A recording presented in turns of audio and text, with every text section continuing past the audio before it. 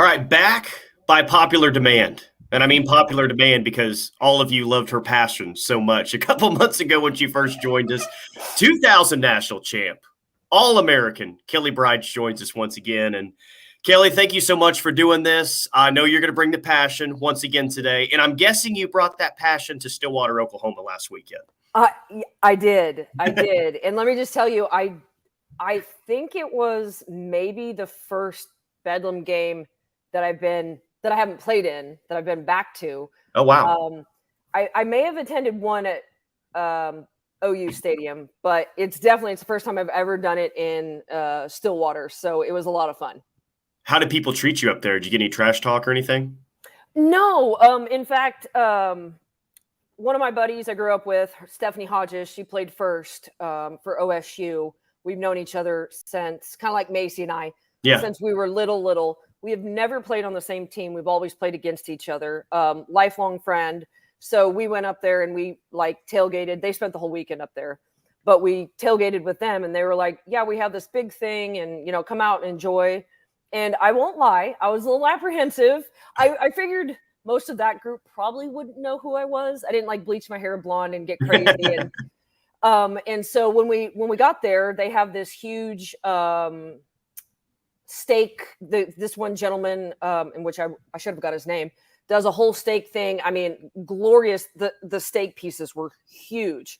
Wow. And you make a $20 donation and it goes to their softball program and they have this huge tailgate. I mean, there was probably, I don't know, 100 or so OSU fans. Mm-hmm.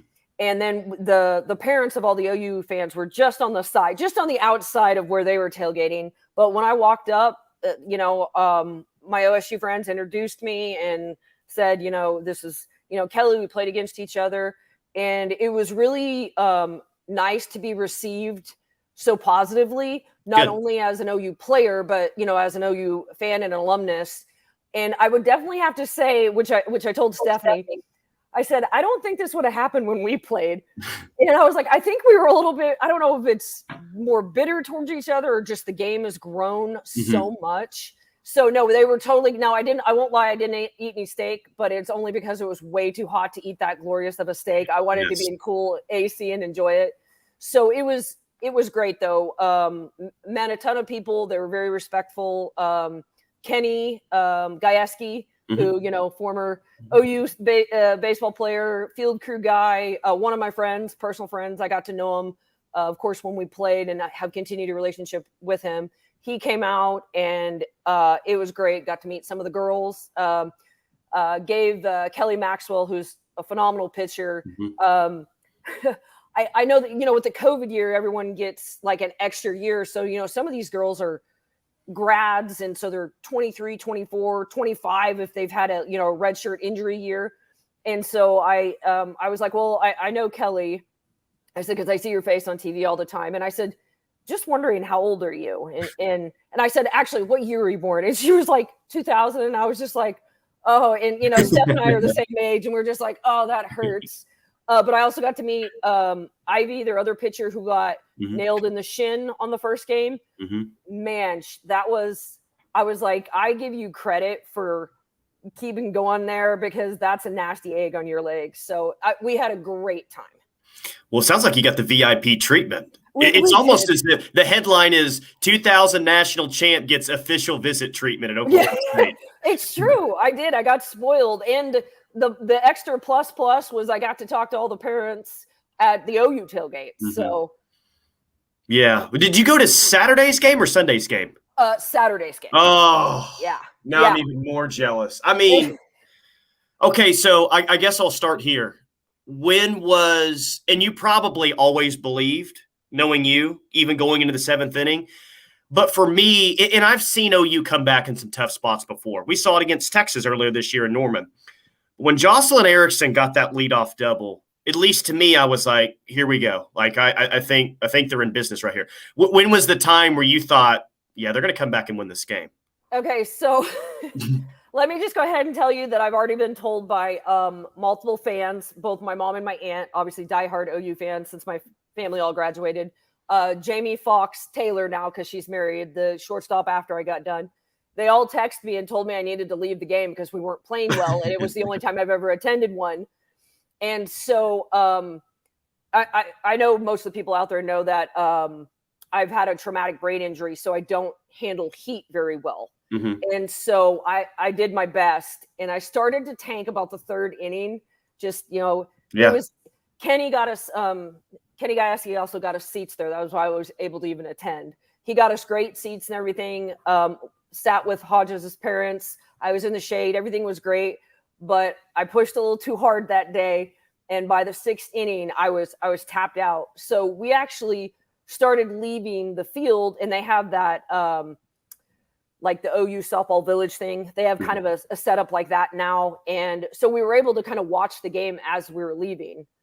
And the further we got away from the stadium, the better they started doing. So I totally believe it was my fault or our fault for attending. So I apologize to all the OU fans out there. I will not attend another one unless the state guy calls me back, and then I might. But literally, and of course we pulled it up on the radio and was listening to DJ Mathis and Chris Plank. And literally step by step, as we turned out, got on the Cimarron Turnpike, we just kept going. And so I was like, I definitely, they did not play great. They just didn't seem to hit well Saturday, or even I think they were being a little picky on their pitch selections. And as Coach Gasso stated in her interview the night before, both pitchers had a hard time finding the strike zone. So I will agree with Coach Gasso on what the strike zone and where it was difficult to find. Yeah. So that makes it hard, and it was equally bad for both, in my opinion. And so I know we were being probably a little not aggressive enough in attacking the ball. And so I think that was part of it. And then like I said, I'll totally take the credit. I left the stadium and turned it on. They were like, oh no, she's leaving. So, but I will probably say that they just, every once in a while, I think they settle, they get too complacent. And, obviously coach would have to tell you why. We all do it as players. Mm-hmm. And I think they just kind of slow down and stop attacking. I don't know if it was, the heat can come into play. You're like, oh God, it's such a hot game. And so I don't know all the things that occurred, but hey, all you got, like a lot of the announcers have said, OU only needs one out and they can still beat you. And we've proven that time and time again this year. Yeah. And time again this year, time and time again over the past several years. There's just, like, you're always amazed by what this program can do, whether it's a 14-0 run rule win over UCLA or what they did Saturday. There's a backbone to this program that's really hard to explain. I guess my question, Kelly, it's a simple question, but probably a difficult answer. How do you develop that where this team could have 6 innings where they're really not getting a whole lot of runners in scoring position, but you get to the top of the 7th inning, you're down by 2 runs, and they know that they're going to find a way to win. How do you develop that, and how has this program developed that? Because it's amazing. Well, the one thing I really like about this team that I can see, you can view on the televised stuff, is that they're very good about getting each other's backs. And Coach Gatso has preached that her entire career. If I strike out and even if, I used to like those high balls. If I swing at the high balls, Christy Ring's going to pick me up, or Lisa Carey's going to pick me up, or whoever coming up is going to pick me up. And so I think, Jada every once in a while was swinging just out of her mind, not staying within herself, which once again, I can relate to, because that's where Jada and I are a lot alike. You get over enthused with everything that's going on. It's such a hype game. And then you just, you don't stay within your own powers and your own, what you can do. And so you start pressing, but then Jennings comes up and is like, okay, girl, I got you.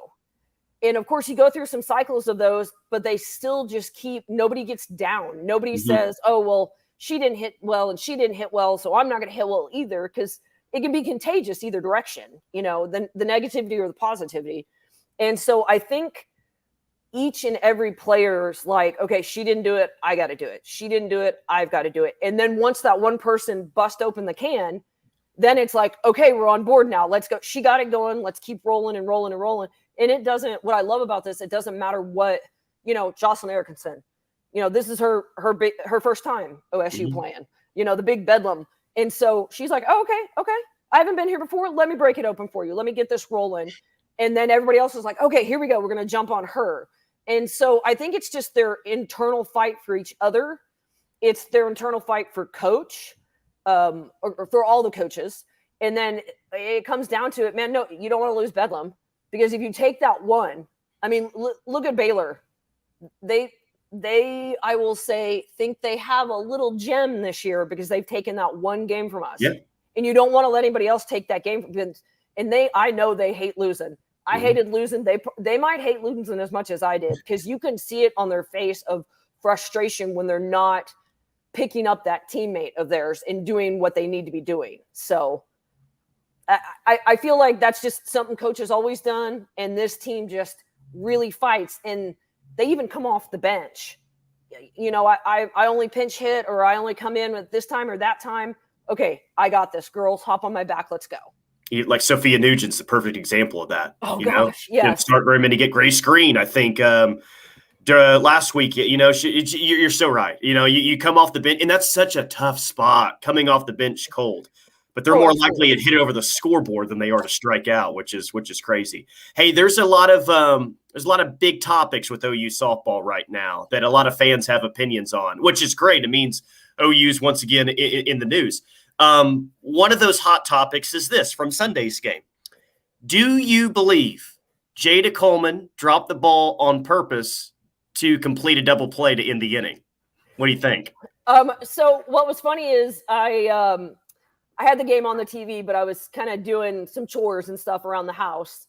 And I actually missed the initial play, but Lisa Carey texted me and asked me that. And I was like, I missed that one. I'll have to go back on the Twitters and watch it. As a player and knowing her talent level, I would say it appears she might have had a small slippage at the end there to make the play greater. And hey, it works. And I've obviously, this has been a talk. So we've kind of chatted about it. Listen, I don't know if I would have thought about that then. Back, I don't know why I wouldn't have, because it's a really brilliant play, especially where the runners were. I mean, and so, hey, more power to her if she was like, if I do this and it falls, this could be two. And so it appears that, yes, that was the case. And I would have loved to know what Coach Gasso said. I haven't heard that she said anything about it yet, unless I've missed it. But I mean, hey, you got it. That's smart, savvy softball right there. Yeah. Well, not only is it smart, savvy softball, but like she made it look easy, and the double play looked easy. Like they got the runner out easily at third. You could speak to this. Like that play, dropping it on purpose and then coming up and fielding it clean is a little bit easy, or a little bit more difficult than what she made it look like. Yeah, she definitely. But the thing is, if she hadn't made all these amazing catches before that, I have not seen her make too many just errors. Like, she may have been too aggressive and missed the ball, which is never a negative thing in my opinion. But that sort of slip error, you don't see that with her. So, I'm impressed at that moment. Everything came together and she was like, this will be really good. Yeah. So, hey, high five to her for that. Look, it's hard to really pick at anything that happens when you get a top 10 road sweep. But, something that really happened on Saturday and Sunday, it felt like, really Sunday, is they left a lot of runners in scoring position. And if you want to take away any negative from last weekend, I guess that's it. One, are you concerned at all about that with this team? And two, is there any way in practice that you can't recreate a game situation. I guess, how do you work on and improve hitting with runners in scoring position, or is it just something that has to happen naturally throughout a game?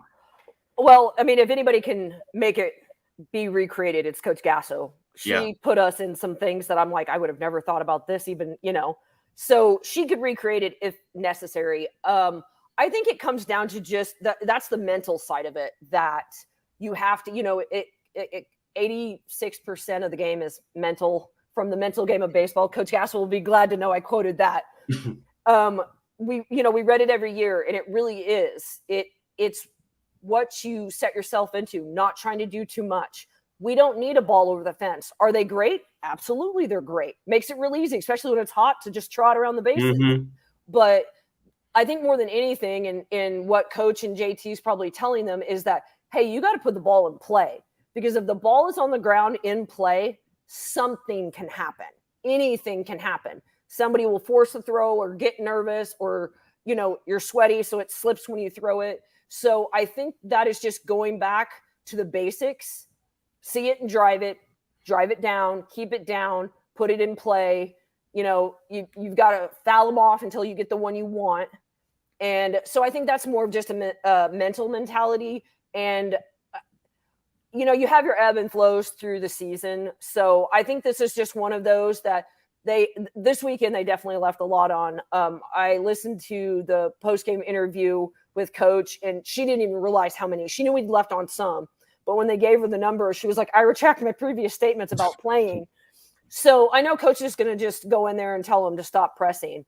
Do what you can do and do it to your best. Put the ball in play. Something will happen.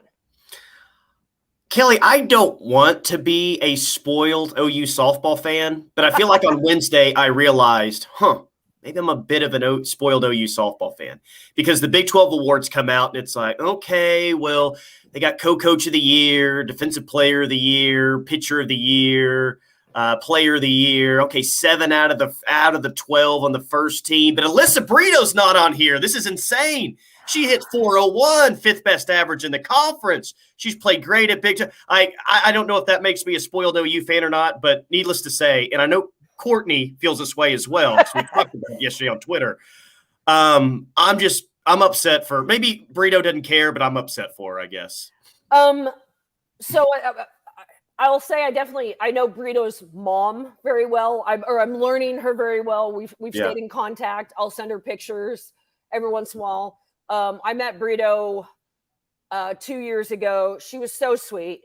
She is definitely, Jada, I've told you, we have the similar passion, but Brito and I have the same energy. We get very upset with ourselves when we don't do well and stuff like that. I know the long run thing of it isn't like, she's mad that she didn't get selected.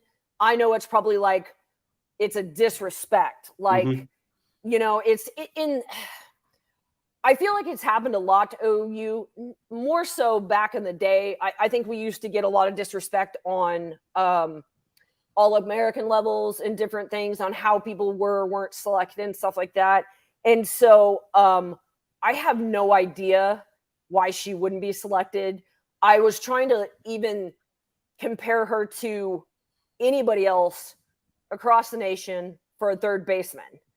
And it's hard pressed coming up with anybody that just sticks out in my head that hits like she does, defends like she does.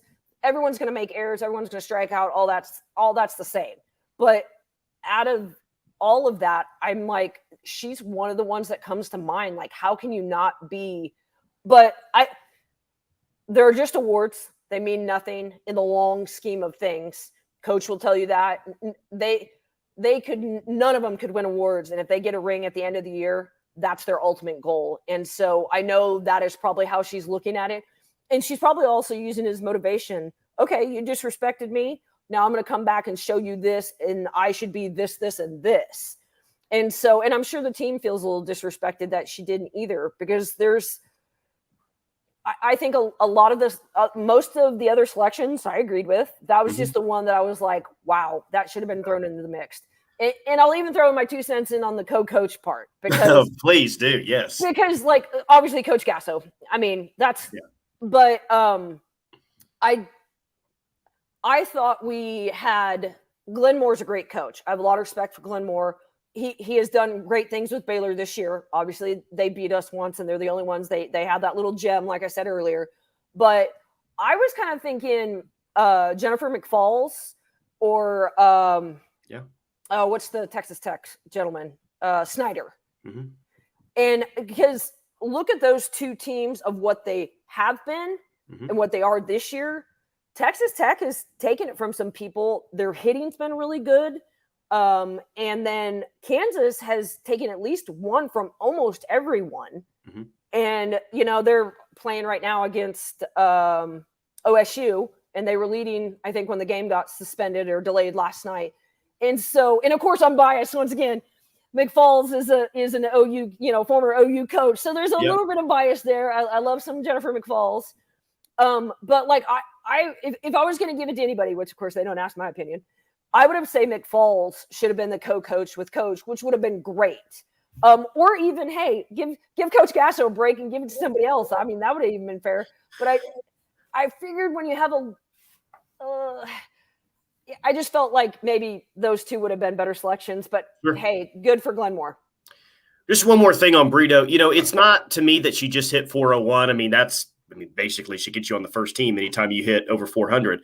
But I look at the entire season. I think OU's played arguably the toughest schedule in all of college softball this year.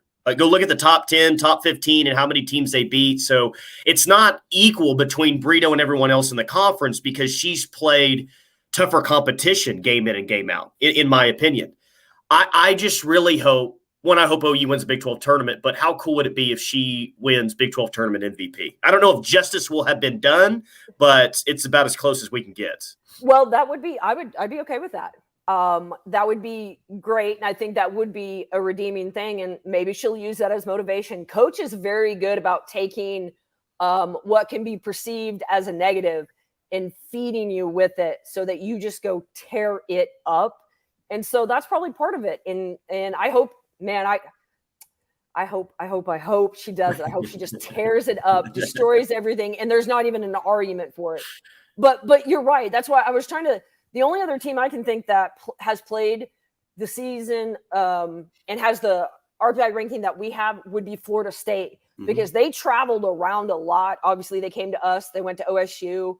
Other than that, of course, they play SEC and their teams are kicking each other's tushies out there. So, it's hands down, I can't think of a better shortstop a better third baseman than Brito, but once again, we're biased. I know we're biased. It happens. Well, okay, you mentioned shortstop. Hands down, can you think of a better shortstop in all of college softball this year? I mean, all she's done, Kelly, is win 3 consecutive defensive MVP awards. Listen, no, she's wonderful. I mean, she can hit, she can field.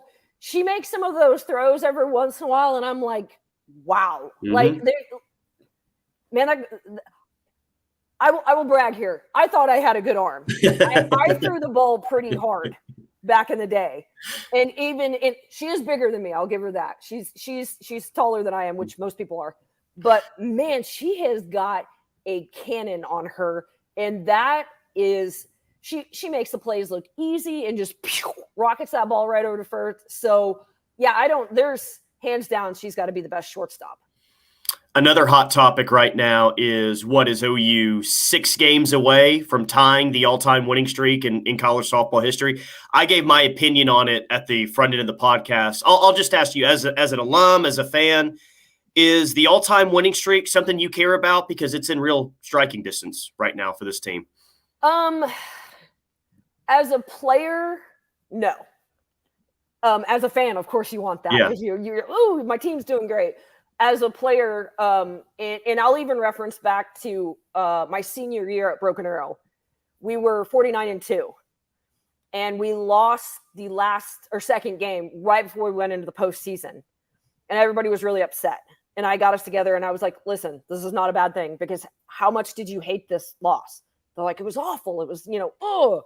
And so I wouldn't even. Do I want them to lose? Heck no. I want the bragging rights all the time, the time. But even if they were to drop a game in Big 12, it is only going to help fuel the fire for the postseason. They were ticked early in the year when they lost to Baylor, and look how far they've gone without losing one. So it's a catch-22. Do you want them to have that? Of course, that's a bragging right for something, but it doesn't matter. They don't care. What they care is at the end of the year, they finish their season with a W. Still pretty wild. They have like the 5 longest winning streaks in college softball history. OU has 4 of them. 4 consecutive seasons with 40+ wins outside the COVID year. It's just Well, crazy. I didn't even realize that in the Saturday game when we went into the sixth inning before we scored a run, that it had been since 2019 since we'd been shut out. And I was just like, you think back and I'm like, oh my gosh, that's so many ages ago. And even as the dedicated fan I am, I had no idea about that. But that's what's great, because I know you stats guys that whoever Chris Plank's always talking about, that always looks up the really random stats. Yeah. Hey, good job on that guy for finding it all the way back in 19. Because I mean, that's definitely that's almost unheard of in that sense. But so what is the longest streak? 47, which is the same as the football winning streak. So it would be cool if OU could lay claim to the longest football and softball winning streaks of all time. That would be neat. Those are nice bragging rights. Yeah. But I don't want it, like, obviously I would rather have the national championship. Oh, absolutely. Rather than the winning streak, of course. Yeah. Yes, absolutely. Hands down, rather have that one. Yeah, give me 3 in a row. Exactly. So, all right, hot topic number 3. I don't know if a game's going to happen at Owen Field. Joe Castiglione spoke last Friday and basically said, I don't know if we can make it work. One, if it was possible, do you think OU could sell out 80+ thousand? Who are we playing? UCLA, Texas, Oklahoma State, someone rivalry, someone elite. I would say yes, because of the fact of how well we did at the Hall of Fame. Mm-hmm. And that's minuscule compared to what Owen Stadium can hold. And people came from Washington, somebody from deep East Coast. And so if they have the availability to get the tickets, they'll turn it into a vacation. I mean, we're not the greatest touristy vacationing state, but we do have a lot of pretty nature out here. So, I think if you got the right team to come and do it, I think if we wouldn't sell out, I think we could draw at least 80,000 fans easy, because I think everybody would flock and make it kind of like they do with the World Series. If you gave them a notification to get the tickets, to get flights, to plan driving, whatever it is, I think we can do it, because, I've said before, I don't know if I've said it to you, I think I have, I'm an alumni player and I can't get season tickets. I'm on the waiting list. And I talked to a gentleman yesterday with the OU Daily, and I was like, the more the sport grows, the more the fans of OU grow. And we have like a huge fan base out in California for whatever reason. And obviously, as we heard, all the different states that came to watch the Hall of Fame game. So I think it would be like a no-brainer. People would make a vacation out of it, and it would sell out without a problem. And now I do hope if they do it, this is one thing, Mr. Castiglione, please, if you do this, make it a reasonable price for tickets so people can come and enjoy it. Because, I mean, we've all been to the football game. When you sit up in those upper decks. Oh, you're so far removed from everything. Yeah, so I hope it's like a very reasonable priced ticket so that we can draw that many more people in, and we can draw that many more people coming from far and wide. Hey, maybe I heard a guy from Jerusalem the other day was listening on the radio at 2 a.m. Maybe he can make it over for the game and make it a decent flight, get a decent price ticket.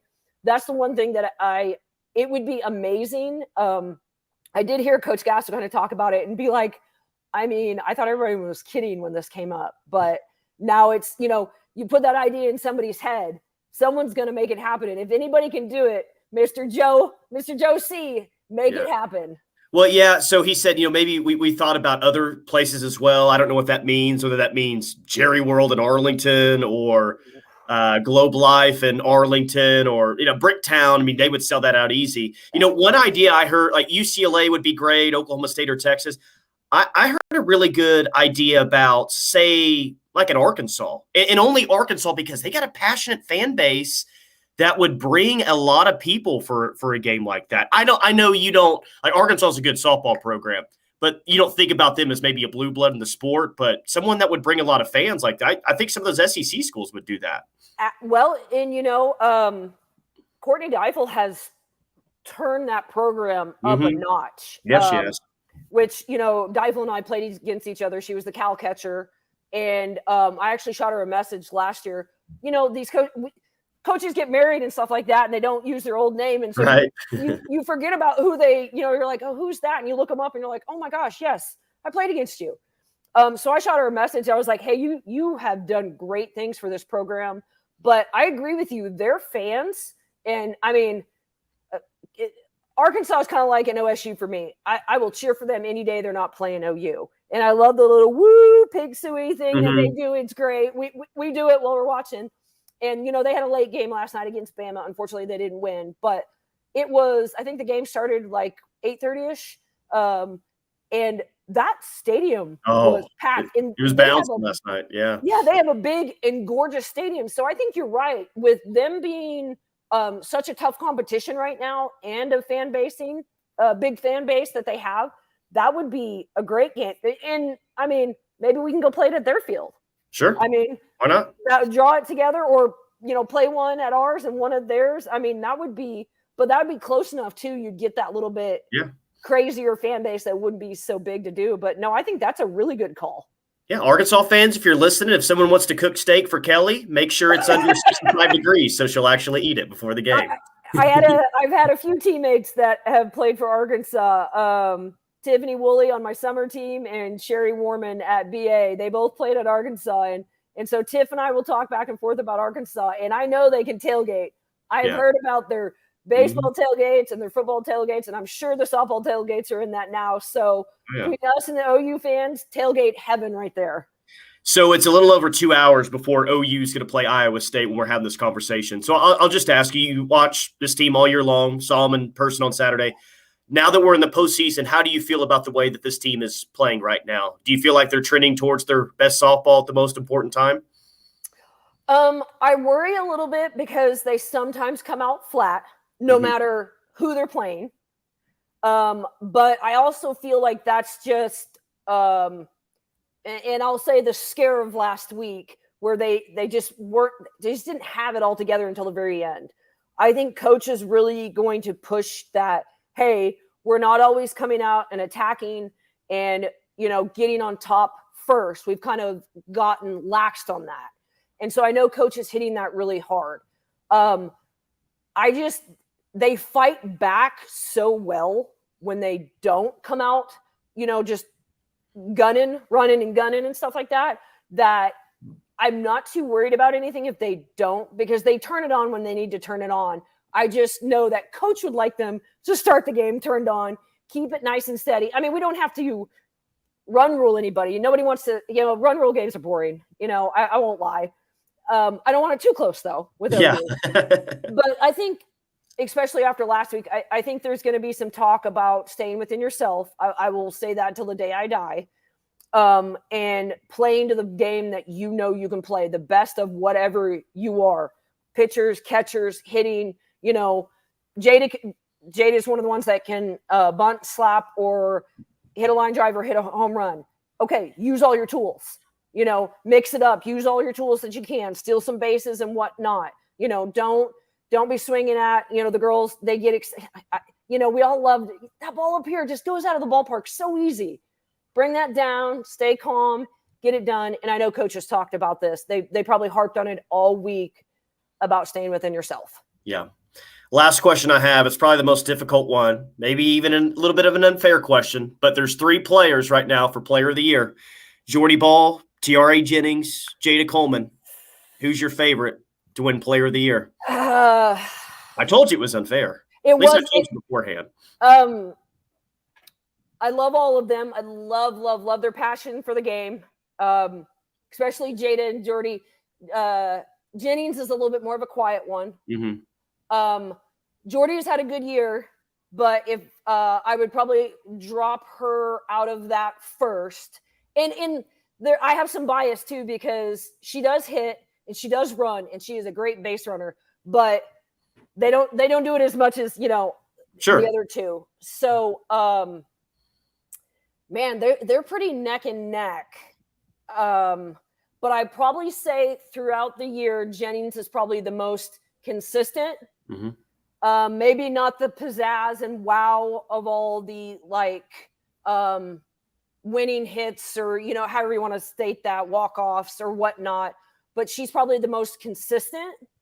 Now Jada's got, like I said, all the different, she can do all the things, bunt slap, she can do it all, great defensive. And so my favoritism's towards her because I could do that too, but I think Jennings is the most consistent, and player of the year should be a consistency thing.